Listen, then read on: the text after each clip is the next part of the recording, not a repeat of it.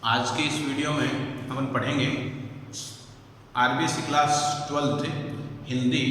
Topic है संतवाणी। इसमें तुलसीदास और तुलसीदास जी में पार्ट सेकंड, यानी तुलसीदास जी के जो 4 दोहे थे वो अपन ने पढ़ लिए थे। अब शेष 3 दोहे आज पढ़ते हैं।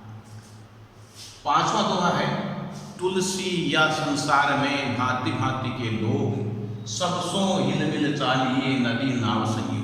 तुलसीदास जी कहते हैं कि इस संसार में अनेक प्रकार के लोग विद्यमान हैं, नाना प्रकार के लोग हैं जिनकी अलग अलग आदतें, अलग अलग स्वभाव और अलग अलग रुचियां हैं। सबसों हिल मिल चालिए, इसलिए तुलसीदास जी कहते हैं कि हमें सबसे मिलजुल करके रहना चाहिए, किसी से विरोधी भाव या अहंकारी भाव नहीं रखना चाहिए।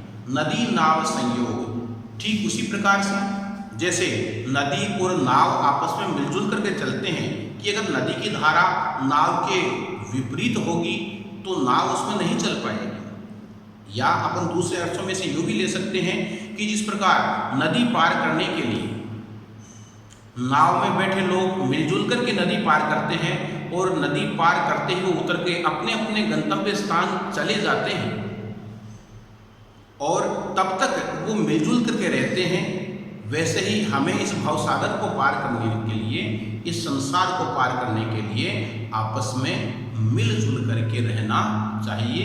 तो इसमें प्रत्येक व्यक्ति से सामंजस्य बैठा करके, समन्वय बना करके चलने का तुलसीदास जी ने उपदेश दिया है। और अगला दोहा है, तुलसी पावस के समय धरी कोकिलन मौन, अब तो दादुर बोले ही हमें पूछी है।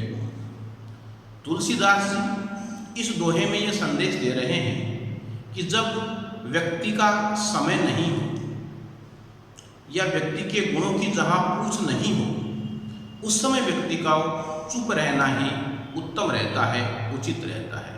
तुलसीदास जी कहते हैं तुलसी पावस के समय, कि बरसात के समय, जब बरसात की ऋतु आती है, वर्षा ऋतु आती है, धरी कोकिलन मौन, कोकिलन कहते हैं कोयल कि धरी कोकिलन मौन, तुलसी पावस के समय धरी कोकिलन मौन। तुलसीदास जी कहते हैं कि जब वर्षा ऋतु आती है तो कोयल बिल्कुल चुप्पी धारण कर लेती है, वो बोलना बंद कर देती है। कोयल तो वसंत में ज़्यादा चहकती है, ज़्यादा बोलती है, लेकिन बरसात के समय वो बोलना बंद कर देती हैं, क्योंकि वर्षा ऋतु में उसके गुणों को कोई समझने वाला होता नहीं है। वर्षा ऋतु में उसकी कोई पूछ नहीं होती। क्यों?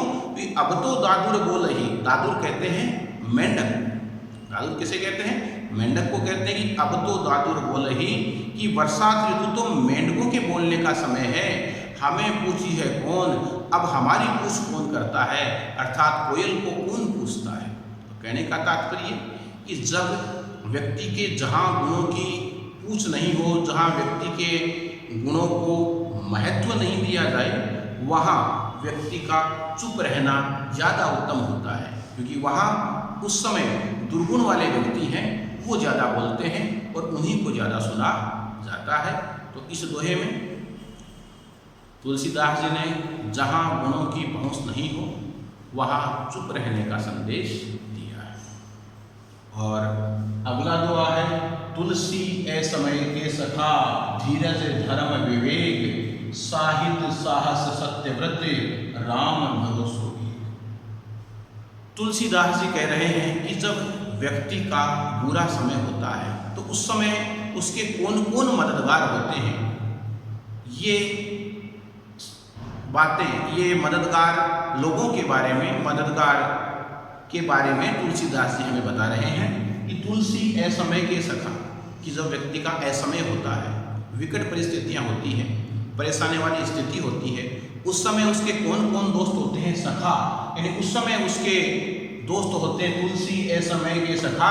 तुलसीदास जी कहते हैं कि जब व्यक्ति का बुरा समय आता है तो उसके मित्र होते हैं धीरज, उसका धैर्य, धर्म, यानी स्वयं का धर्म, कि वो अपने धर्म पे चले, धर्म का पालन करे, अधर्म नहीं करे, और विवेक, स्वयं की बुद्धि, साहित्य, यानी साहित्य, जैसा वो अच्छा साहित्य पढ़ता है, धर्म ग्रंथ, साहित्य, साहस यानी उसकी हिम्मत, सत्यव्रत, सत्य बोलना, और राम भरोसो एक, और ईश्वर पे विश्वास रखना कि जब व्यक्ति का बुरा समय हो तो उसे क्या करना चाहिए।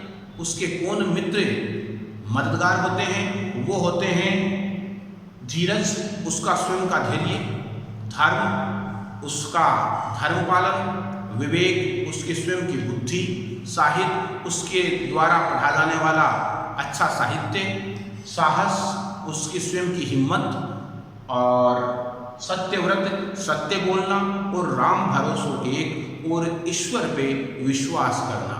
ये जो है वो उसके मददगार मित्र साबित हो सकते हैं जब व्यक्ति की बुरी परिस्थिति होती है या उसका समय अच्छा नहीं रहता है। तो तुलसीदास जी इन मित्रों के बारे में इस दोहे में बता रहे हैं। धीरज, धर्म और साहित्य, साहस, सत्यव्रत, इसमें अनुप्रास अलंकार का प्रयोग हुआ है। इस प्रकार से आज की इस वीडियो में ये जो तुलसीदास जी संतवाणी का जो अपना टॉपिक है वो पूर्ण होता है, समाप्त होता है।